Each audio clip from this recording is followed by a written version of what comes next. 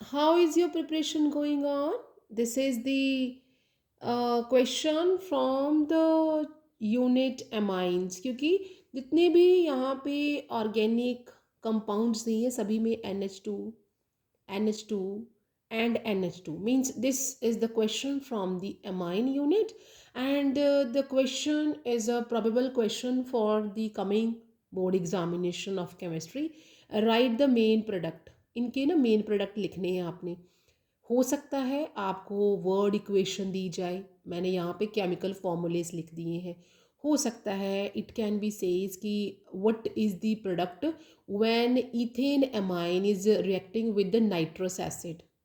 यहाँ मैंने ethane amine को लिख लिया है, मॉलिक्यूलर फॉर्मूला लिख लिया है, आपको वर्ड में भी आ सकता है।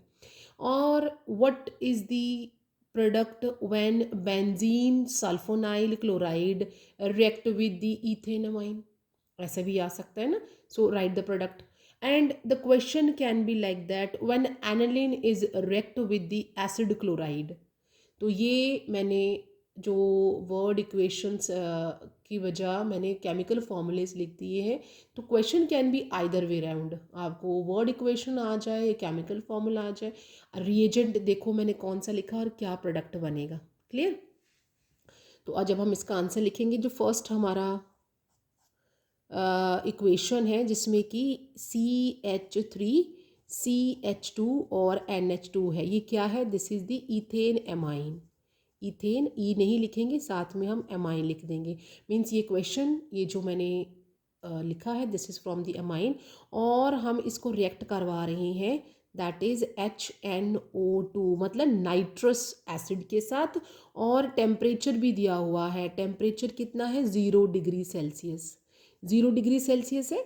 तो क्या बनेगा? यू आर गेटिंग दी सो यहाँ पे हमारा जो सॉल्ट बनता है, कैसा सॉल्ट बनेगा? दैट इज़ दी यहाँ पे एक टेम्परेरी जो स्टेबल नहीं होगा, हमारा यहाँ पे डाइजोनियम सॉल्ट बनेगा जो स्टेबल नहीं है, क्योंकि जो एलिफेटिक डाइजोनियम सॉल्ट्स होते हैं they are not a stable. और यहाँ पे हमारे पास जो सॉल्ट बनेगा दैट इज CH3CH2N2Cl, और इस तरह से इनके ऊपर चार्ज आ जाएगा। स्टेबल नहीं है बिकॉज ये एलिफेटिक है। और ये जल्दी से हम इसको जब वाटर मॉलिक्यूल इस तरह से प्रोवाइड कर देंगे, and what you will get, यहाँ पे इजीली हमारे पास क्या आ जाएगा? CH3CH2 and OH। We are getting here ethanol, और अलोंग विद दैट आपको क्या मिलेगा? N2, जो कि गैस है, हम उसे इस तरह से इंडिकेट कर देंगे, gas is going out. And plus what you are getting here, you are getting the HCl, यहाँ पे HCl आ जाएगा। तो ये आपका इस इक्वेशन को कंप्लीट करने का मेथड है। और ये क्या बन गया? This is what you are getting, ये है आपके पास आ गया इथेनॉल। ठीक है। तो इथेन एमाइन से जब हम इथेन एमाइन को नाइट्रस एसिड के साथ रिएक्ट करते हैं 0 डिग्री सेल्सियस में, we are getting the diazonium salts, aliphatic diazonium salts which are not stable and they are unstable. And जब हम उसको वाटर के साथ ट्रीट करेंगे and you are getting the ethanol and nitrogen gas and HCl।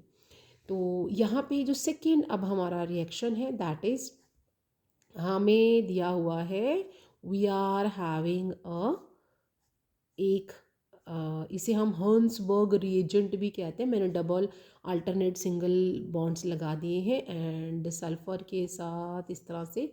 ये क्या है? This is the benzene, वहाँ नाम नहीं लिखा, मैं यहाँ पे नाम भी लिख के दे रही हूँ, बेंजीन सल्फोनाइल क्लोराइड। और इसका सेकेंड नाम जो है ना हर्न्सबर्ग रिएजेंट। क्लियर? तो ये भी याद रखना अगर हर्न्सबर्ग रिएजेंट आता है तो भी। तो हर्न्सबर्ग रिएजेंट जो है that is use to differentiate between primary secondary and tertiary amine को डिस्टिंग्विश करने के काम भी आता है।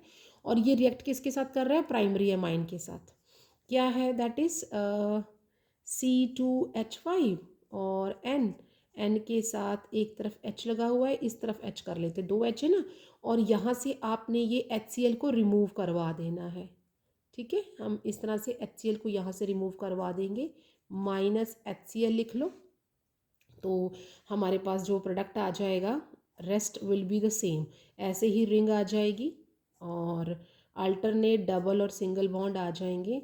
यहाँ पे जो सल्फ़र अभी मैंने यहाँ से क्लोरीन हटा दिया है और नाइट्रोजन साथ में आ जाएगा, नाइट्रोजन के साथ एक हाइड्रोजन वहीं पे है और C2H5। तो इसका नाम क्या हो जाएगा, नाइट्रोजन के साथ क्या लगा हुआ है, इथाइल, नाम क्या हो जाएगा, N ethyl benzene sulphonamide. ये क्या बन गया है, सल्फोन एमाइड। तो इसका नाम क्या हो जाएगा, this is the N ethyl, और बिना गैप के आपने नाम लिखना है, benzene sulphonamide, sulphonamide. तो इस तरह से हमारा ये प्रोडक्ट बन गया। ये बेंजीन सल्फोनिल क्लोराइड है और ये इथेन एमाइन है। What it is, ethane amine, primary amine है इथेन एमाइन। और यहाँ पे अभी भी हाइड्रोजन है, ये बड़ा हाईली एसिडिक है, ये बेस के साथ भी डिज़ोल्व हो जाएगा, लेकिन वो यहाँ पर पूछा नहीं है, हमें तो सिर्फ प्रोडक्ट बोला है तो मैंने प्रोडक्ट लिख दिया है। जो थर्ड हमारा रिएक्शन है दैट इज़ दी, हाँ अगेन एमाइन है, एमाइन सॉरी हाँ एनिलीन है, एरोमेटिक है, ये हमने इस तरह से बना दिया। और यहाँ पे NH और H, ये क्या होगा, यहाँ पे ये किसके साथ रिएक्ट कर रहा है, एसिड क्लोराइड के साथ। तो यहाँ CH3CO और एस्टाइल क्लोराइड के साथ रिएक्ट कर रहा है।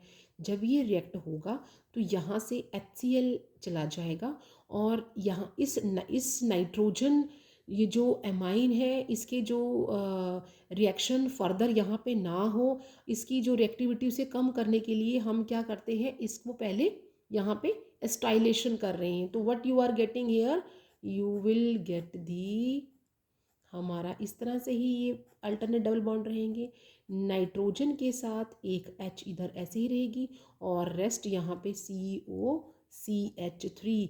तो साथ में क्या बाहर आ गया, HCl, और प्रोडक्ट क्या बन गया, that is an phenyl ethane amide. तो नाम क्या हो गया, N phenyl and ethane, E नहीं लिखना, एमाइड। तो ये इसका नाम हो गया।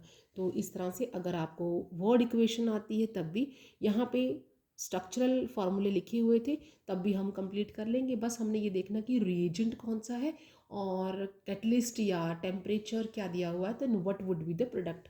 So see you in the next video with more previous year questions or probable questions for the coming session, and don't forget to subscribe my channel for the coming new updates.